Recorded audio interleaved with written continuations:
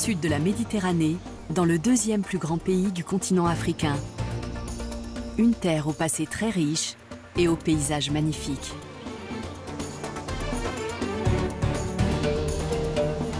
On y trouve aussi bien des montagnes que des lacs, des forêts que des vallées fertiles couvertes d'oliviers, de dattiers et d'arbres fruitiers. Au sud, il y a le plus grand désert du monde, le Sahara, où vivent les Touaregs. La population est très diverse, avec notamment des tribus berbères qui perpétuent leurs traditions ancestrales. Après plus d'un siècle de colonisation, le pays est devenu indépendant au début des années 1960. Son ascension, alimentée par ses ressources pétrolières, a été longue et chaotique. C'est une nation encore relativement jeune et un trésor méconnu des voyageurs. Des guides et des experts locaux vont nous faire découvrir l'Algérie secrète.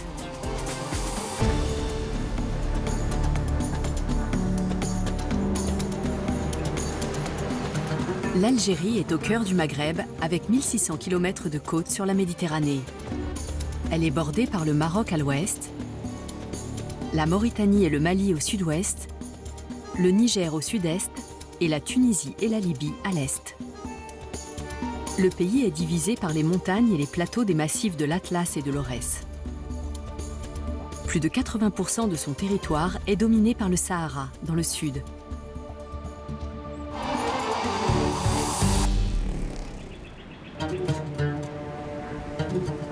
C'est le plus grand désert du monde.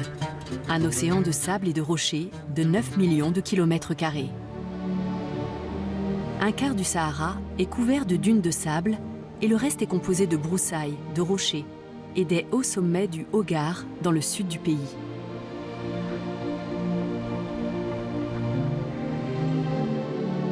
Le Sahara est traversé par deux grandes dépressions séparées par le plateau du Mzab. À l'ouest, il y a le massif de dunes du Grand Erg occidental qui va jusqu'à la frontière mauritanienne. À l'est, c'est l'Erg oriental qui s'avance jusqu'à la Libye. Notre voyage dans le Sahara nous fera parcourir 550 km du site, des balcons de Goufi à la vallée du Mzab, pour explorer les villes de Gardaïa et Beni Isguen. Nous poursuivrons vers le sud jusqu'à la ville ocre de Timimoun. Puis, nous emprunterons l'autoroute transsaharienne pour rejoindre Tamanrasset et nous ferons un trek dans le Hogar. Nous terminerons notre voyage sur le plateau de l'Askrem.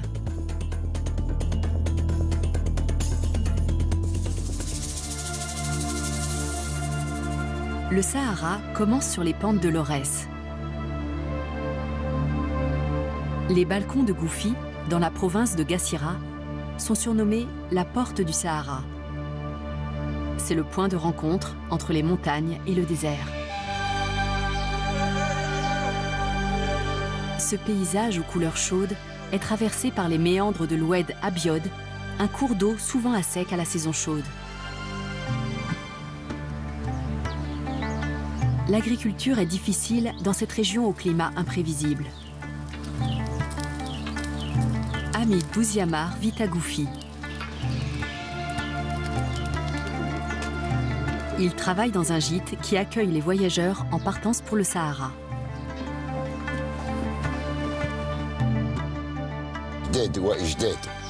Nous vivons ici depuis des générations.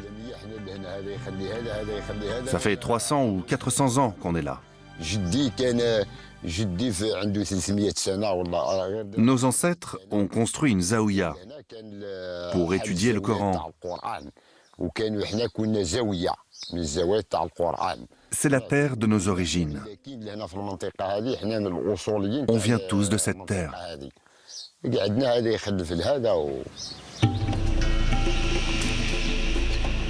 Goufi est connu pour ses maisons troglodytes creusées dans les gorges de Tiganimine. Autrefois, le site était habité par les Berbères, mais il a été abandonné. Ces constructions prouvent l'ingéniosité architecturale des premiers Algériens.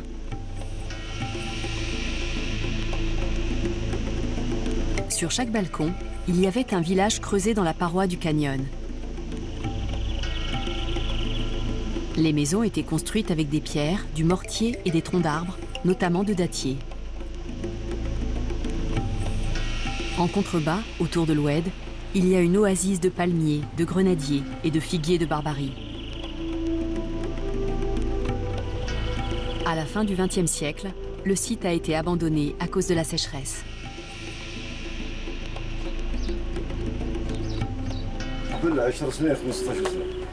Il y a 15 ans, tout ce paysage était vert et plein de vie, avec beaucoup d'eau. La seule ressource qu'on a ici, c'est l'eau. Toute la vie en dépend.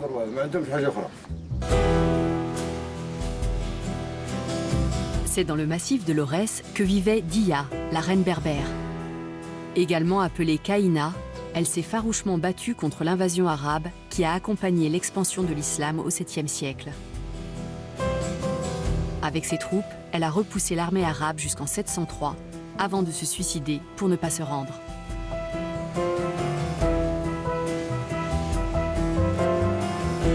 Son combat pour la liberté est entré dans la légende. Goufi a toujours été un symbole de la résistance des Algériens contre l'occupation étrangère. À l'époque de la colonisation française, cette région de l'Aurès servait de base arrière aux indépendantistes algériens.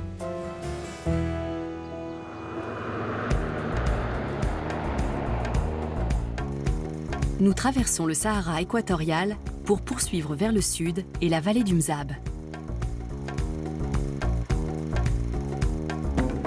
Le Mzab est une vallée protégée située à environ 500 km au sud d'Alger. La vallée abrite 5 villes magnifiques qui ont été bâties par les Berbères mozabites, puis par la communauté religieuse des Ibadites au XIe siècle.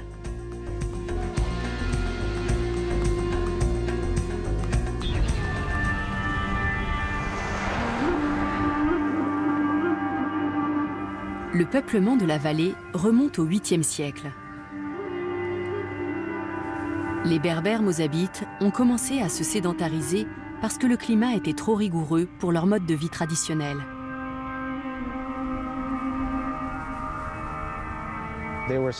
Ils étaient semi-nomades, c'est-à-dire qu'ils n'avaient pas d'agriculture permanente. Ils se déplaçaient constamment dans le Mzab. Ils n'en sortaient jamais. Ils n'avaient pas de palmeraies, pas de villes. À l'époque où ils étaient semi-nomades, il y avait beaucoup moins de sources d'eau dans la région. C'est ce qui les a poussés à se sédentariser. Le plus important pour eux, c'était de résoudre le problème de l'eau et de trouver des sources et des systèmes durables pour avoir un approvisionnement régulier et une agriculture stable. C'est la genèse du peuplement du Mzab.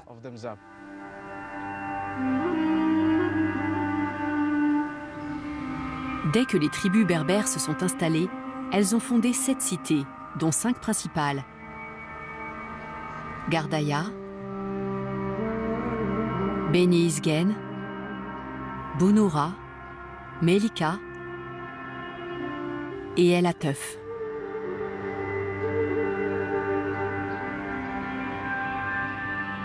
Les villes du Mzab sont des citadelles édifiées sur un promontoire et elles suivent toutes le même principe architectural. Elles sont reconnaissables à leur minaret pyramidal qui fait office de tour de guet et leur mosquée à 4 pointes.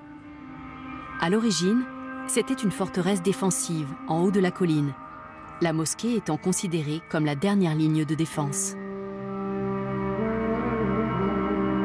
Autour de la mosquée, les habitations sont agencées en cercles concentriques. Elles se ressemblent toutes, car la société mozabite était basée sur l'égalité. La vie était fondée sur le respect de la famille. Chacune des 7 villes du Mzab est composée de 3 quartiers différents. Le Ksar est le village où les gens vivent. Ici, la priorité, c'est le quotidien de la famille. Il y a principalement des maisons.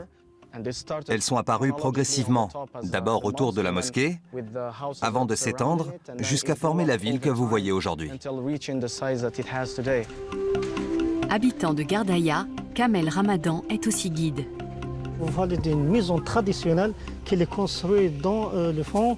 Ce sont tous des rochers qui touchent cette partie pour construire toute cette maison traditionnelle avec des matériaux de construction, avec des rochers purement traditionnels dans le noyau de son ancienne ville de Gardaïa. C'est un échantillon qui existe maintenant plus de 10 siècles.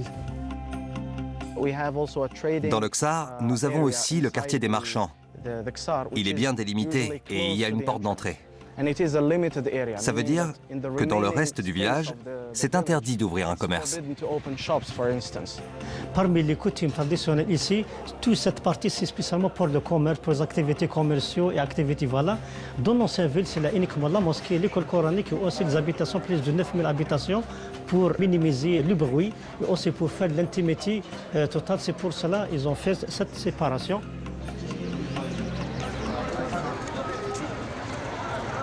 Les visiteurs de la vallée du Mzab ont souvent entendu parler des fameux tapis locaux qu'on peut trouver dans les rues marchandes de Gardaïa. Il y a même une fête des tapis tous les ans en avril. Les tapis mozabites sont en poil de chèvre, décorés de motifs géométriques et de symboles typiques de la région. Hossin Nedjar, marchand de tapis, nous explique la signification de ces dessins. Le tapis de Gardaïa se connaît tout le monde. Et maintenant, il y a des gens, ils prennent les modèles ou les motifs d'ici, par exemple, de Mzab, ils tissent d'autres pieds. Il y en a des tapis haute laine, on fait par terre. Il y en a des tapis géométriques, on fait sur le mur. Il y en a des tapis avec plein de symboles, on fait comme des gandoras, ça s'appelle la gandora mozabite. Il y en a le tapis, on fait sur la porte de la chambre de la mariée. Le tapis Mzab, c'est plein de symboles. Chaque motif, il y a une explication. Différents modèles de tissage. Les mêmes symboles, on trouve dans ce tapis-là. Les 3 modèles de contact, amour, business, forcé, les 3 modèles de mariage. Les 2 clés, voilà. Les clés, ça dépend le premier contact, amour ou jalousie. Et ça, c'est la broche, pour garder la laine. Pour garder la laine. Le serpent, les scorpions, les petits oiseaux, voilà. Chaque chose, il y en a les empreintes. Aussi les couleurs, chaque couleur, ça présente quelque chose. Le tapis Mzab, surtout la gandora mozabite, plein en fond noir. Le noir, c'est contre la mauvaise œil. Et le rouge, c'est l'amour. Et le jaune, chaque couleur, ça donne quelque chose.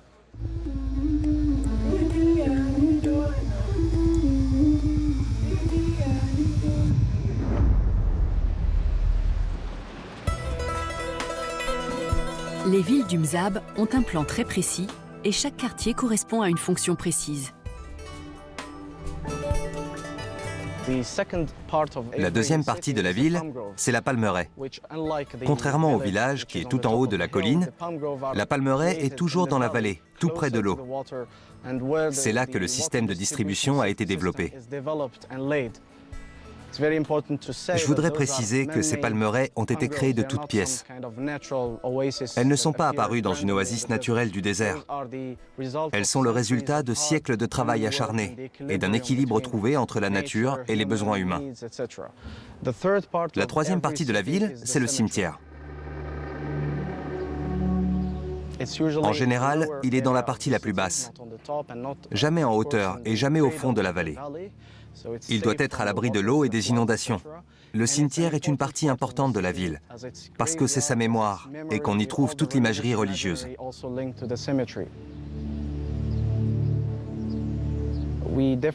On différencie les tombes des hommes et des femmes. Celle d'une femme a 2 pierres au niveau des pieds et une au niveau de la tête. Pour un homme, c'est 2 au niveau de la tête et une au niveau des pieds. De nombreux mozabites sont de confession ibadite. La religion occupe une grande place dans leur vie. La dynastie des Rostémides, qui a régné dans le nord de l'Algérie au 8e et 9e siècle, était ibadite. Quand elle a été renversée par les Fatimides, les fidèles ibadites se sont réfugiés dans le désert où ils ont bâti leur cité au 11e siècle. L'ibadisme est une branche de l'islam distincte du chiisme et du sunnisme.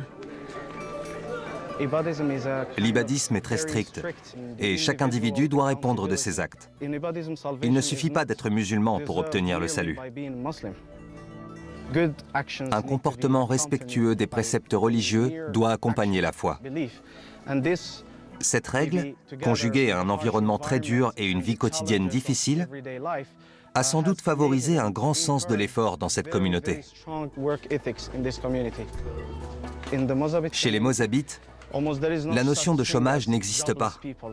Les gens travaillent, même s'ils n'ont qu'un petit boulot. Surtout les jeunes. Le travail est une valeur sacrée. Les ibadites sont reconnaissables à leurs vêtements blancs. Les femmes mariées portent le haïk ou aouli, un grand tissu blanc en laine qui recouvre tout leur corps, à l'exception d'un œil. Les ibadites vivent depuis des siècles dans la culture mozabite, mais ils forment une communauté soudée à part.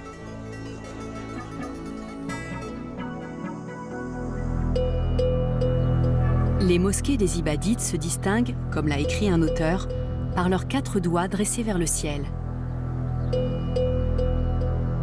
Celle de Gardaïa a été bâtie au XVe siècle. Les 4 pointes représentent 4 des piliers de l'islam, la mosquée étant le 5e. L'intérieur est une série d'espaces délimités par des arcades en pierre qui soutiennent la structure. La couleur blanche évoque la sérénité, un concept typiquement ibadite. L'imam de Gardaïa nous en dit plus. Le secret de la cohésion de la communauté, c'est la construction des habitations tout autour de la mosquée. C'est grâce à ça que nous restons tous unis. Ça renforce nos liens les uns avec les autres.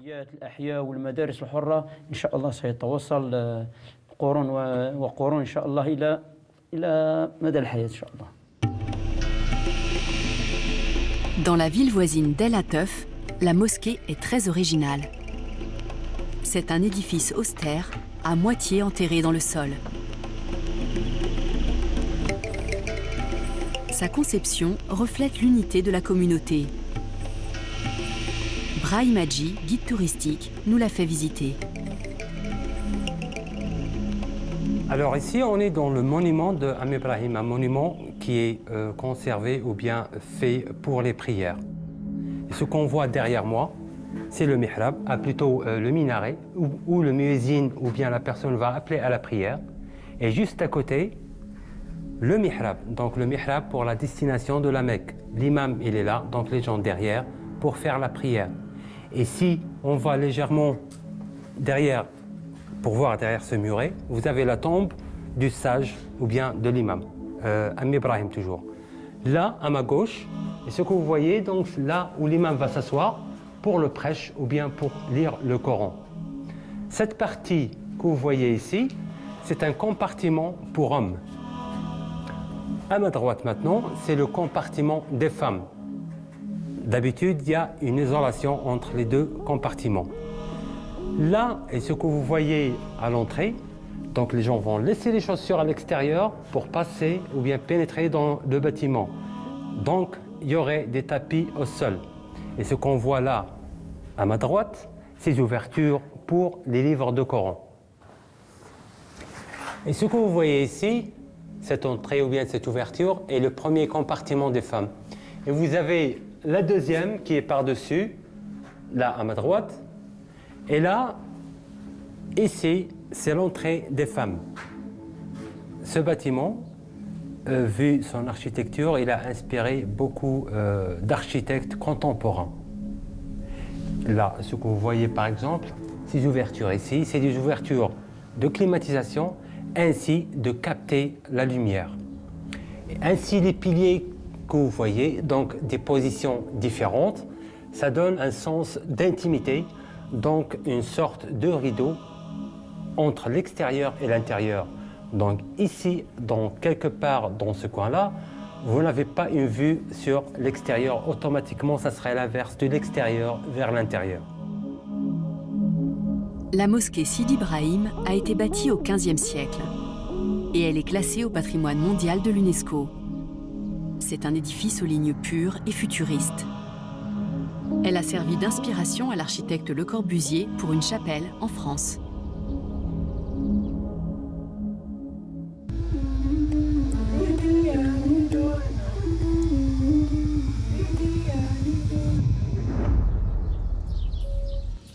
Mzab, la principale source de revenus est la production de dattes. Il y a environ 60 000 palmiers dattiers dans la vallée. La récolte se fait en août, mais il faut entretenir les arbres toute l'année, notamment pour faire la pollinisation à la main et l'élagage.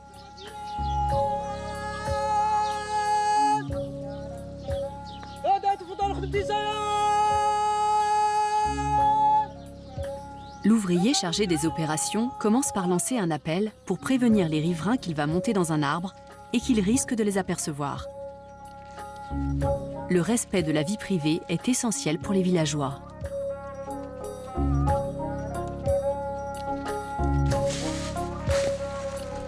Est en train de répartir ces régimes de dattes, donc il commence à peser un petit peu lourd sur le palmier. Donc il va essayer de répartir et de partager le poids des régimes de dattes sur les branches de palmier. Et ce qui n'est pas bien formé comme régime de dattes ou bien de dattes, automatiquement il va les couper comme vous les voyez. La couronne de feuilles est souvent très large et les palmes ont de longues épines à leur base. Le travail de l'ouvrier agricole est long et pénible et il a souvent une centaine de palmiers à élaguer.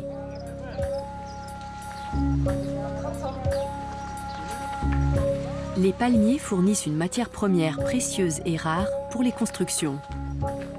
Les branches coupées serviront forcément plus tard. Les gens d'ici ont réussi à survivre dans un environnement très difficile, parce qu'ils n'ont pas cherché à imposer leurs lois à la nature. Au lieu de ça, ils ont compris la nature, et ils vivent en respectant l'équilibre fragile entre les ressources et leurs besoins. C'est la même chose pour tout. L'eau, le bois, toutes les ressources sont gérées avec beaucoup de soin. C'est ce qui explique ce système ingénieux très précis. Parmi ces créations du Mzab, il y a notamment le système d'irrigation. Brahim Hadji nous parle de la Fogara. Ici, on est dans le nid de l'oued de la vallée du Mzab. La crue qui va venir juste devant moi, elle est automatiquement captée à travers ces 18 ouvertures, qui sont 18. Et ce système qui a été créé il y a à peu près 900 ans. Là, avec ces prises d'eau, c'est des canaux qui vont drainer l'eau vers l'oasis de Gardaya juste derrière. Donc l'eau, elle va passer dans l'oasis ici de Gardaya, dans différents quartiers. Et plus tard, on aura un système de répartition qui est unique, qui a été créé à peu près 900 ans avant. Un système, comme je vous l'ai dit, unique, loyal et une certaine démocratie de la société.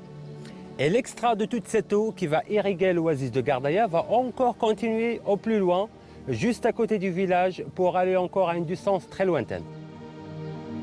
Alors, juste à côté, on a une tour qui est juste au sommet de la colline, près de ce système de captage d'eau, qui va communiquer automatiquement avec le bâtiment qui est à côté, où on peut trouver, ou bien il y aura un groupe qui va superviser la crue en général et l'opération parfaite de ce système.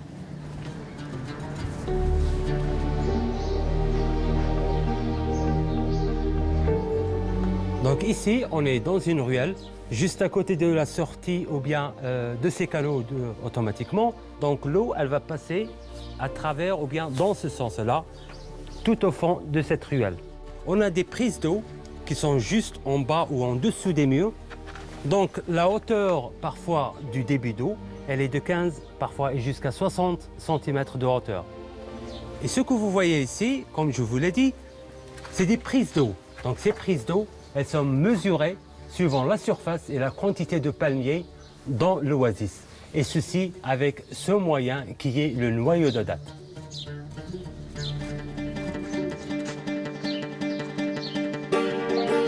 Pour voir d'autres innovations architecturales inspirées par les contraintes du Sahara, il faut poursuivre sa route plus de 500 km vers le sud-ouest, dans le désert, pour explorer l'étrange ville de sable rouge de Timimoun, dans la province de l'Adrar.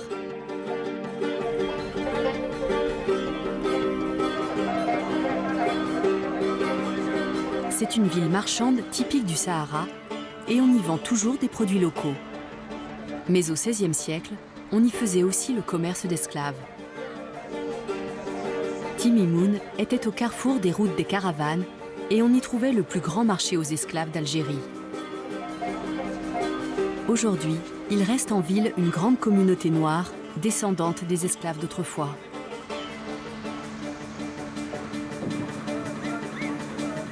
Comme à Gardaïa, l'architecture est très particulière. Les édifices en terre ocre sont nés du climat impitoyable et de l'ingéniosité des hommes. Cap Terre est le centre de préservation de la tradition du bâti en terre. Il a été fondé par le ministère de la Culture pour promouvoir ce patrimoine architectural. Il apprend les techniques ancestrales des Berbères à des étudiants venus de tout le pays.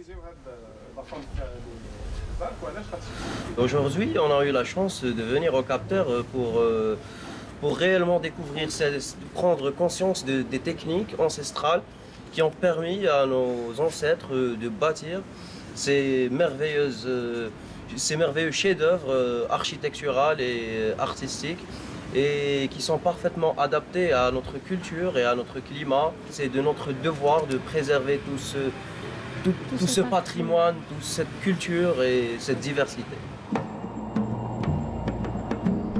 Les plus belles réussites de l'architecture berbère sont sans doute les Ksours, bâtis par les Zénètes, des tribus berbères qui contrôlaient la région à l'époque. Un Ksar est un village fortifié. Il en reste quelques-uns encore intacts, au bord d'un lac salé appelé Sebka de Timimoun. Ils sont très prisés des touristes. Nous sommes au Ksar d'Igezer, à une douzaine de kilomètres de Timimoun.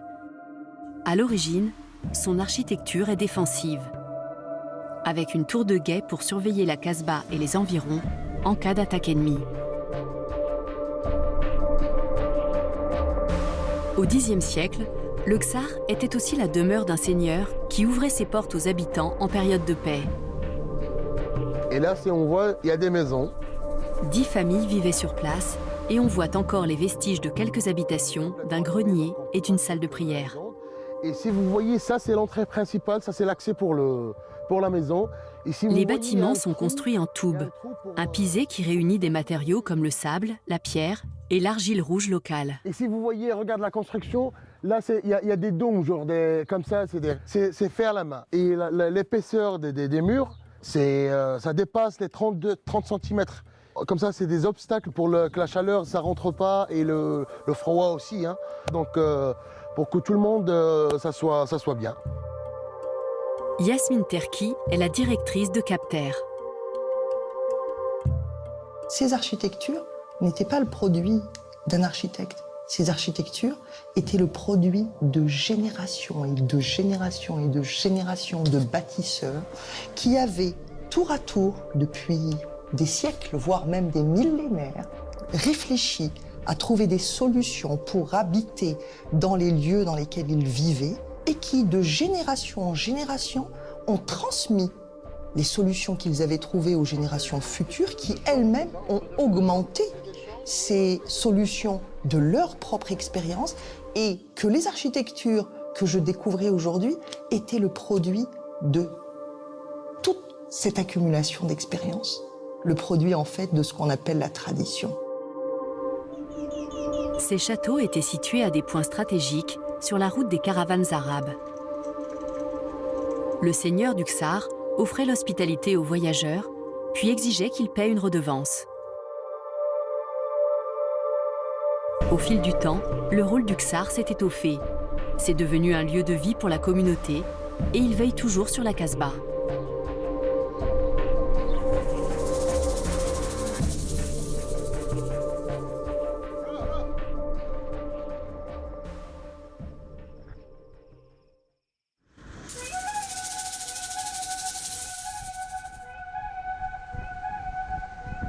À cause de l'aridité de la région, les nomades qui vivent dans le désert dépendent des rares ressources naturelles. Ces fermiers berbères préparent leur pain traditionnel appelé tagela. La pâte, à base de semoule de blé, est longuement pétrie et façonnée en forme de disque plat, avant d'être cuite sous le sable chaud, les braises et la cendre.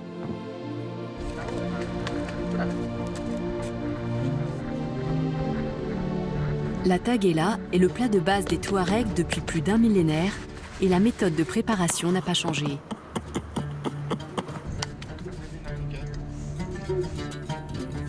On le sert avec du thé brûlant.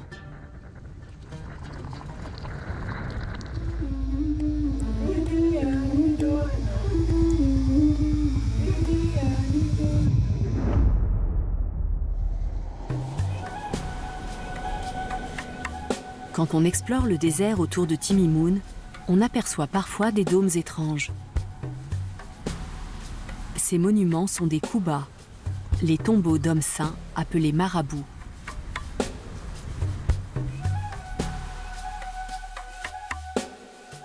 Les marabouts étaient soufis et pendant longtemps, ils ont exercé une grande autorité dans les villages. Ils arbitraient les conflits terriens entre les clans et assuraient la cohésion de la population en temps de guerre. Ils étaient tenus en haute estime par tout le monde, comme le prouvent ces monuments à leur mémoire.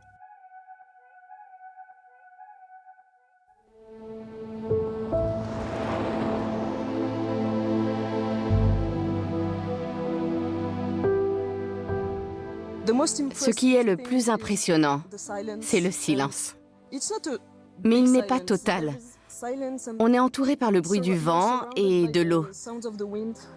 C'est assez surprenant d'avoir de l'eau dans le désert. Et c'est une expérience qu'on ne peut vivre nulle part ailleurs. On peut ressentir ce que les Touaregs ressentent quand on vient dans le désert et dans le Sahara algérien. Dans le sud du Sahara, on trouve deux destinations touristiques très visitées, les parcs culturels du Tassili et de l'Ahagar. Pour les atteindre, il faut faire 2 heures d'avion depuis Alger jusqu'aux aéroports de Djanet Tiska et Tamanrasset.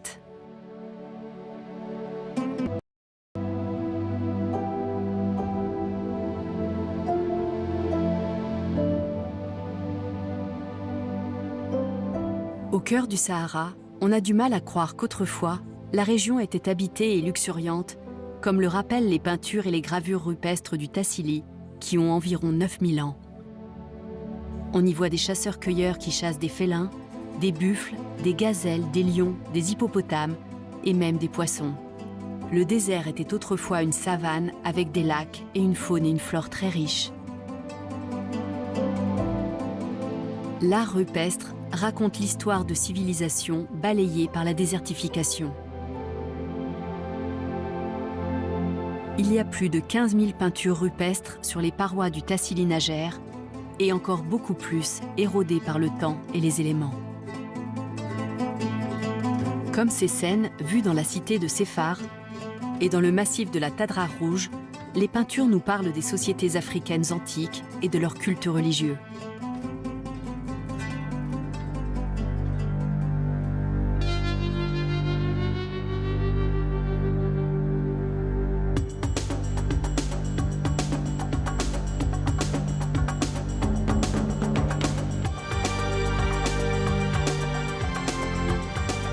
Tamanrasset est la plus grande ville de la région.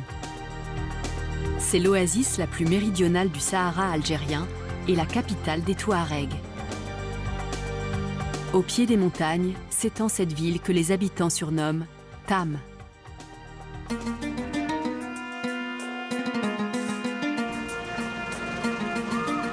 Le site a d'abord été appelé Fort-la-Perrine, une garnison de la Légion étrangère. Depuis, c'est devenu une sorte de ville frontière où des gens s'installent parce qu'ils y trouvent des emplois mieux payés que dans les quartiers pauvres de la banlieue d'Alger. Les artisans locaux sont connus pour la qualité de leurs bijoux, mais aussi pour le travail du métal et du cuir. Le mot Touareg proviendrait de l'arabe qui signifie « abandonné par Dieu », mais les Touaregs lui préfèrent le nom Imouag, les gens libres. Sur le plan religieux, cette ethnie berbère adhère à un courant de l'islam appelé malikisme. Il est fondé sur les enseignements du prophète El-Maghili. Leur tradition diffère de celle des autres musulmans.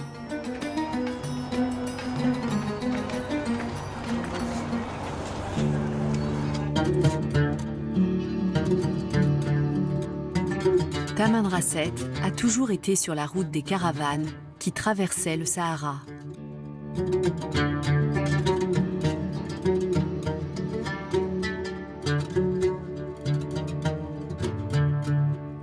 Les capitaines des caravanes de chameaux sont toujours les Touaregs, qui connaissent le désert mieux que personne.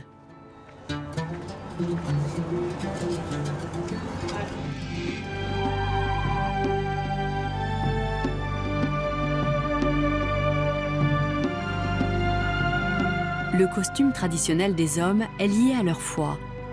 Dès l'âge de 25 ans, ils sont vêtus d'un chèche ou taglemoust, souvent bleu, qui leur vaut le surnom d'homme bleu du Sahara. Ils se couvrent toujours la bouche, le nez et le front, sauf quand ils sont avec leurs proches. Zahra Kodja, guide local, nous en dit plus sur les traditions touaregs. Dans la communauté touareg, dans la société touareg, pour ce qui est des hommes, lorsque le garçon doit passer de l'adolescence à l'âge adulte, il porte le voile lors d'une cérémonie qui lui est organisée par sa communauté. Cela lui permettra justement, quand il devient adulte, de faire comme ses aînés. Il se couvre il se couvre la moitié de la face.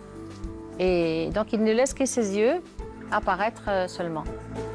C'est tout simplement par rapport au code du comportement de la société touareg. Ils ont quand même un code qu'ils doivent respecter. Et ce code-là, on l'appelle Eshek. Et Eshek comprend toutes les règles que doivent suivre les hommes en particulier.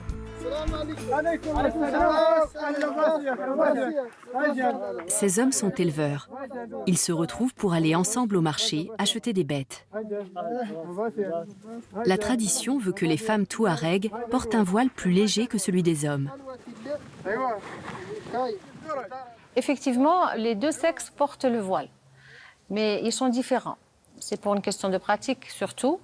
Alors les femmes en général restent dans le campement, même si elles s'éloignent un petit peu pour faire transhumer leurs chèvres, leurs troupeaux, elles sont surtout donc elles reviennent toujours au campement.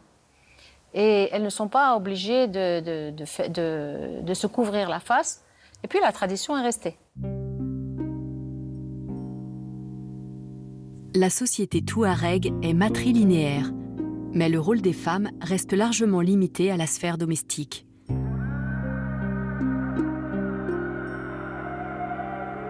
Elles ont pourtant un statut privilégié par rapport aux autres femmes du Maghreb.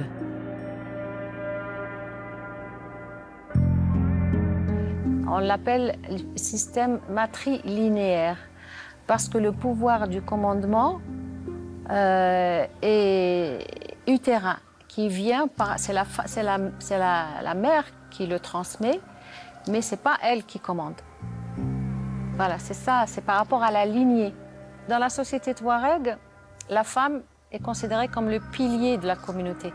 À petit niveau, ou à un niveau inférieur, il y a la cellule familiale. Et dans cette cellule familiale, quand il y a mariage, c'est la femme qui apporte sa tente, sa maison. Et parce que même le mobilier, c'est elle qui le ramène avec elle. En fait, l'homme est toujours en voyage et elle reste dans le campement. Donc, quand il y a séparation, c'est l'homme qui part, mais c'est elle qui reste.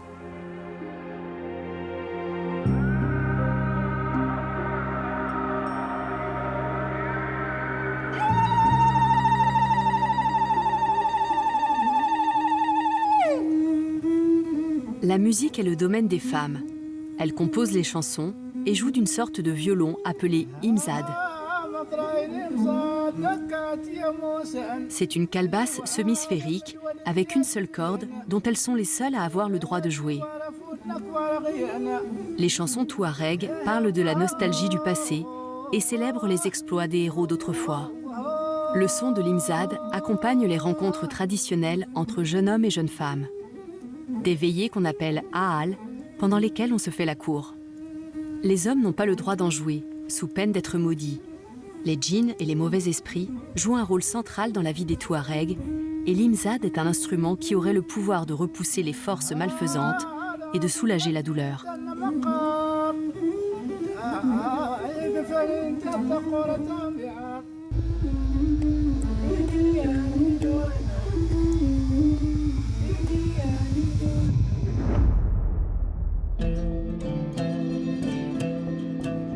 Taman Rasset est devenue une base de l'armée française à l'époque de l'Algérie française. Les soldats français étaient déployés dans le désert pour mieux le contrôler au sein des compagnies méharistes sahariennes. La Légion étrangère a été fondée en 1831 par le roi Louis-Philippe pour combattre dans les territoires coloniaux français en incorporant des étrangers et des autochtones. Elle a été stationnée en Algérie jusqu'à l'indépendance du pays en 1962.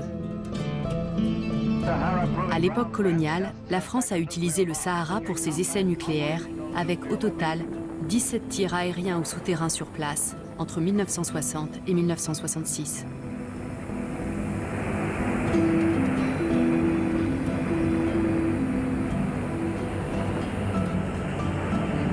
France moves ahead toward its goal of equal rank with Britain, Russia, and America in the Great Powers Nuclear Club.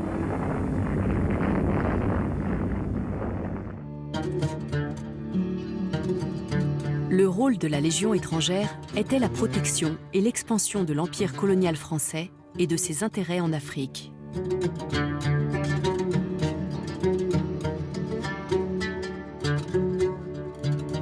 Pendant les 130 années de présence française, des centaines de milliers de légionnaires ont été envoyés dans le pays pour assurer le maintien de l'ordre.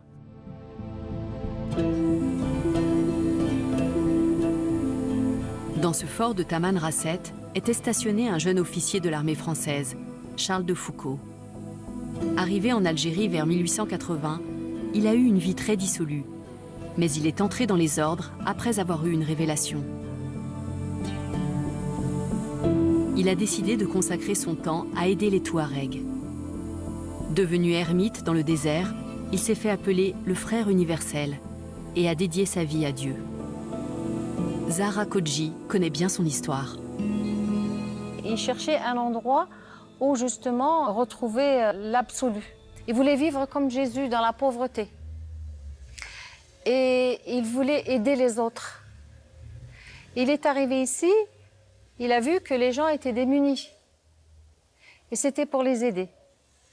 Et l'atmosphère, le climat, tout pouvait lui permettre de souffrir quelque part, mais d'être bien heureux auprès de Dieu.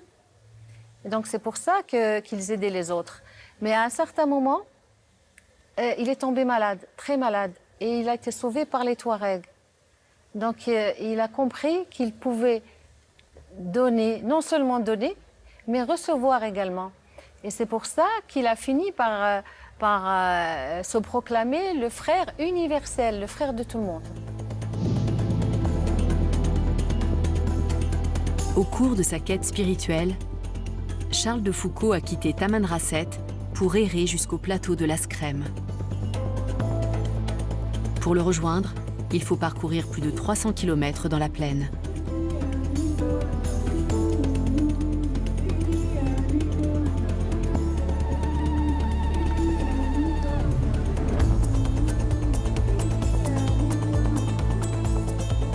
Le paysage est fait de sable et de formations rocheuses en granit et en basalte.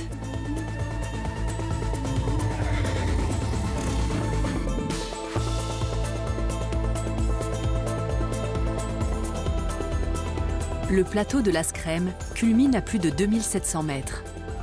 Il est composé de coulées de lave et de sommets volcaniques, et dans le Tassili du Hogar, on peut voir d'immenses formations en grès qui surgissent du sol. On arrive ensuite dans l'Atakor, une vallée volcanique dans le plateau du Hogar. Les Touaregs sont les premiers à s'être installés dans la province de Taman Rasset. Malgré le manque de pluie, il y a assez d'eau pour les chameaux et les chèvres. La plupart des Touaregs ont abandonné le nomadisme pour chercher un emploi en ville, dans l'industrie ou le tourisme.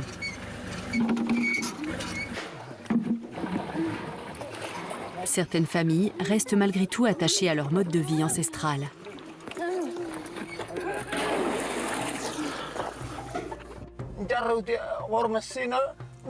On gagne notre vie grâce à nos animaux.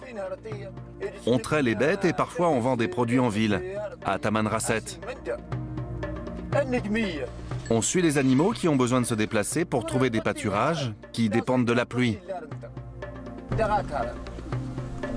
On veut rester avec nos animaux et être libre.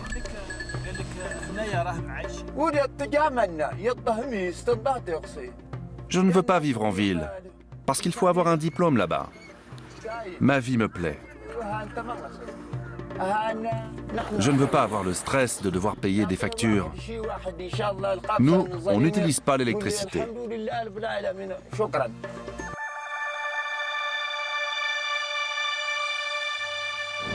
Sur la route vers l'Askrem, on passe par le lit asséché d'une rivière. Le paysage est aride, mais le désert est parsemé de sources.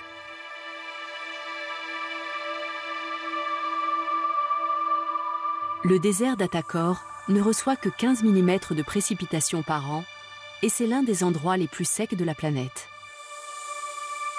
Il y a de nombreuses gueltas, de petites cuvettes qui se remplissent d'eau où les hommes et les animaux peuvent se ravitailler. Un guide local nous parle du quotidien des Touaregs. Si la vie est dure ici? Non. Elle n'est pas compliquée pour nous. Parce qu'on connaît le désert et qu'on le comprend. On sait où et comment trouver des points d'eau. Mais ceux qui ne sont pas d'ici n'arriveraient pas à les trouver. Ils marcheraient dans tout le désert et mourraient de soif avant de trouver une source. Les gueltas se forment quand une rivière s'assèche et laisse une poche d'eau. Ou bien quand une source se déverse dans des mares profondes au milieu des rochers en granit.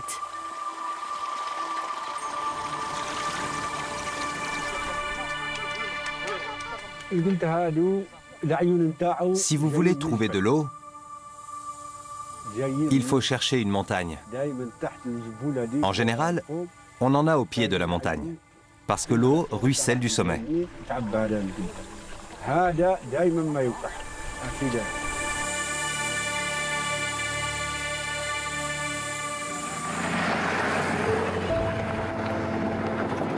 Le père Charles de Foucauld s'est installé ici, au bout du monde.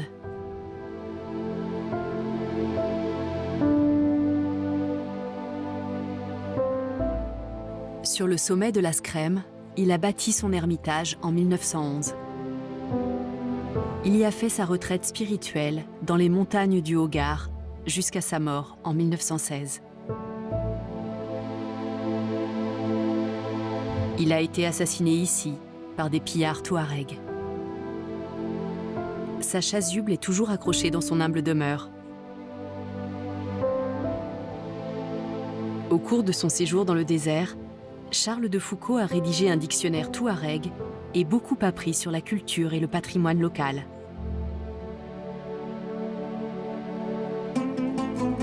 Il repose aujourd'hui dans ce désert qu'il aimait tant.